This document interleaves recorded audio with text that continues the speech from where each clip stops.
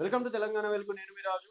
ఖైరతాబాద్ ఉప ఎన్నికలు రానున్నాయంటే అవుననే చెప్తున్నారు. ఎందుకంటే స్పీకర్ పైన కూడా సుప్రీంకోర్టు సీరియస్ యాక్షన్ తీసుకుంది.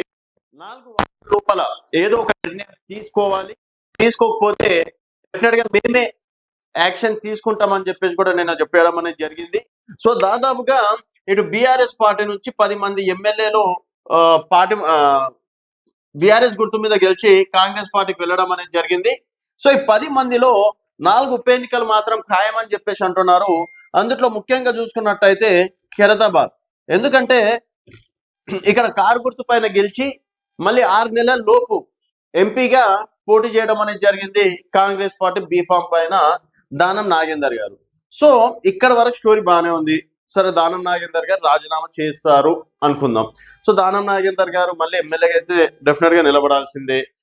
ఇక్కడ కాంగ్రెస్ పార్టీ నుంచి 2023లో దానం నాగేందర్ గారు బీఆర్ఎస్ అయితే, కాంగ్రెస్ పార్టీ నుంచి విజయరెడ్డి, పీజీఆర్ కూతురు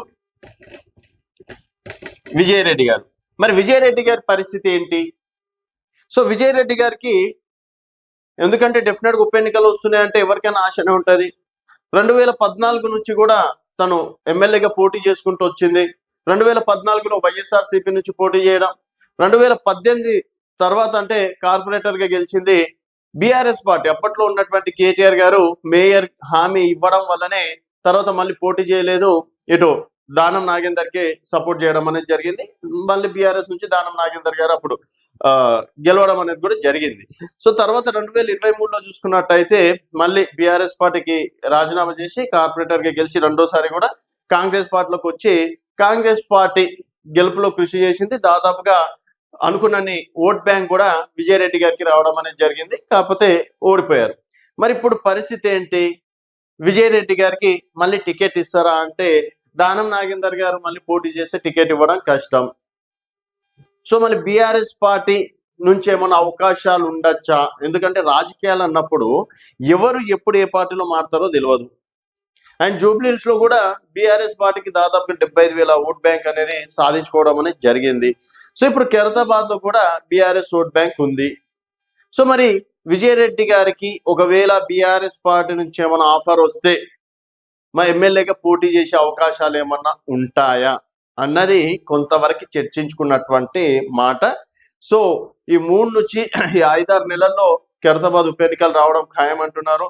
ఎందుకంటే మరో నెలలో స్థానిక సంస్థల ఎన్నికలు ఉన్నాయి కాబట్టి, తర్వాత జిహెచ్ఎంసీ ఎన్నికలకి ఫిబ్రవరి అయితే కార్పొరేటర్లది ఆల్మోస్ట్ 5 సంవత్సరాల పదవి కాలం కూడా అయిపోతుంది.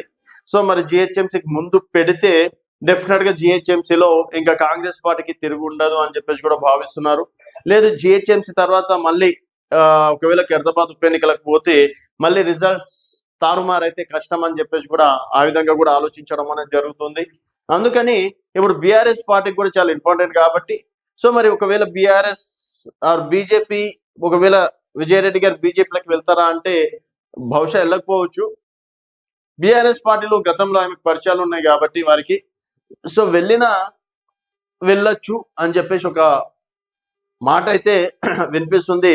సో మొత్తానికి ఖైరతాబాద్ ఉప ఎన్నికల్లో మాత్రం ఈసారి కాంగ్రెస్ పార్టీ టికెట్ అంశంలో మరి ఇతర ఆల్రెడీ కొంతమంది రాజు అనే వ్యక్తి అనుకుంటాను అప్పట్లో పెద్ద పెద్ద బ్యానర్లు కట్టారు, ఒకవేళ ఉప ఎన్నిక వస్తే కష్టపడ్డ కార్యకర్తలకే కాంగ్రెస్ పార్టీ టికెట్ ఇవ్వాలి అని చెప్పేసి. ఈ విధంగా ఆశావాహులు కూడా భారీ స్థాయిలోనే ఉన్నారు కాబట్టి మరి కాంగ్రెస్ పార్టీ ఎలాంటి నిర్ణయం తీసుకుంటుంది ఉప ఎన్నికలు వస్తే అనేది వేచి చూడాల్సిన విషయం.